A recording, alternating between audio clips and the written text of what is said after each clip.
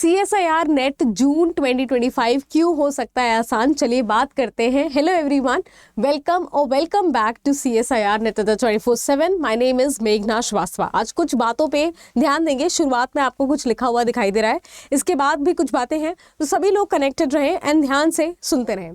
सबसे पहले अगर मैं आपको बताऊं तो सिलेबस चेंज की जो जानकारी है वो हमें दे दी गई है कि आपका सिलेबस हो सकता है कि बदल जाए।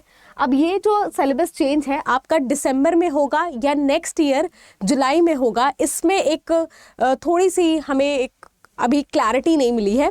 लेकिन ये सिलेबस चेंज की जो कि बात चली है तो देयर आर चांसेस कि आपका सिलेबस चेंज हो सकता है। अब अगर सिलेबस चेंज होता है, आपके 3 और एक्स्ट्रा यूनिट्स ऐड हो जाएंगे आपके सिलेबस में, जो कि आपके लिए बिल्कुल नए हो सकते हैं बायो इन्फॉर्मेटिक्स बायो प्रोसेसिंग के।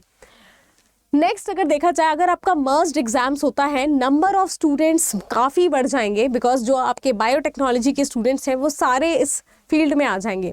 इससे जो नंबर ऑफ सीट्स है उस पर ज़्यादा कुछ चेंज नहीं आएगा या ज़्यादा असर नहीं आएगा, because number of seats DBT exam में काफ़ी लिमिटेड होते थे।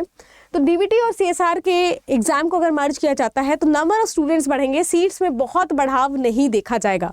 इसीलिए आपका जून इस बार का अटेम्प्ट थोड़ा सा आसान होने वाला है। पेपर पैटर्न में भी चेंजेस आ सकते हैं। जैसा हमने देखा था DBT का पेपर पैटर्न, उसमें आपके part A and part B थे, जिसमें पार्ट A में मिक्स्ड क्वेश्चंस थे ऑफ जनरल एप्टीट्यूड एंड आपका जनरल बायोटेक्नोलॉजी। तो अगर चेंज होता है, सब कुछ मर्ज होता है, तो देयर आर चांसेस कि क्या पता पेपर पैटर्न में भी चेंज आ जाए। नेक्स्ट अगर हम बात करें कि आप किस तरीके से देख सकते हैं कि क्यों आपका जून अटेम्प्ट आसान होगा, तो अगर हम पिछले जून अटेम्प्ट की बात करें या प्रीवियस ईयर जून अटेम्प्ट्स की बात करें, हर बार का जून अटेम्प्ट का पेपर इजी टू मॉडरेट रहता है, मोर ओवर ईजियर साइड पे रहता है। यानी आपके पास 75 में से 25 क्वेश्चन ढूंढने और 50 में से 35 क्वेश्चन ढूंढने की हाई चांसेस रहती है।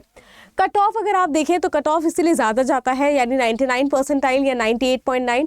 ये इसीलिए होता है बिकॉज आपको ऑलरेडी पेपर काफ़ी इजी टू मॉडरेट लेवल का मिल रहा है फ्रॉम द जून अटेम्प्ट। अगर हम बात करें सभी यूनिट से लगभग, भले वो आपकी सेल बायोलॉजी की यूनिट है या फिर आपके बायोकेमिस्ट्री की यूनिट है, सभी से आपके लगभग 7 से 12 क्वेश्चंस पूछे जाते हैं part A and part B मिला करके। अब अगर हम विशेष बात करें कि भाई इस बार की स्ट्रैटेजी क्या होनी चाहिए, तो अगर आपने अभी तक इन बातों पे ध्यान नहीं दिया है तो ये ज़रूर ध्यान से देख लें कि मिनिमम आपकी 10 यूनिट कवर होनी चाहिए। अगर आप 10 यूनिट कर लेते हैं, इट मीन्स कि आप सेफर साइड पे हैं एग्जाम में। प्रीवियस ईयर क्वेश्चन प्रैक्टिस आपको लगभग टॉपिक वाइज 3 बार तो मिनिमम कर लेना है, यानी आप पूरे यूनिट का टॉपिक वाइज 3 बार रिविजन क्वेश्चंस का कर लीजिए। देन आता है ओवरऑल रिवीजन। ओवरऑल आपके यूनिट्स के रिवीजन लगभग 5 टाइम्स होना चाहिए। ये रिवीजन आपका slow revision and fast revision मिला करके मैं बोल रही हूँ, जहाँ पर आप स्लो रिवीजन में काफ़ी बारीकियों पे ध्यान देते हैं और फास्ट रिवीजन में आप काफ़ी फास्ट तरीके से अपने मेन हाईलाइट पॉइंट्स को, कीवर्ड्स को पढ़ते हुए चलते हैं और याद रखने की कोशिश करते हैं। तो ये अगर आप अपनाते हैं, अगर आप ये सारी स्ट्रैटेजी को फॉलो करते हैं, साथ में अगर आपने मेरी बातों पे ध्यान दिया कि आने वाला टाइम आपका चेंज हो सकती है चीज़ें, तो ये जून अटेम्प्ट आपके लिए बहुत महत्वपूर्ण है। अगर आपने अभी तक काफ़ी प्रैक्टिस नहीं की है तो आप प्रैक्टिस कर सकते हैं। आपको और भी जानकारी देनी है कि 1 शॉट रिविजन हमने स्टार्ट किया है, जहाँ per unit wise 1 shot revision हो रहा है। वो सभी 1 शॉट रिविजन आप देख सकते हैं और आप उससे अपना एक शॉर्ट नोट तैयार कर सकते हैं, जो कि आपके लिए काफ़ी हेल्पफुल होगा।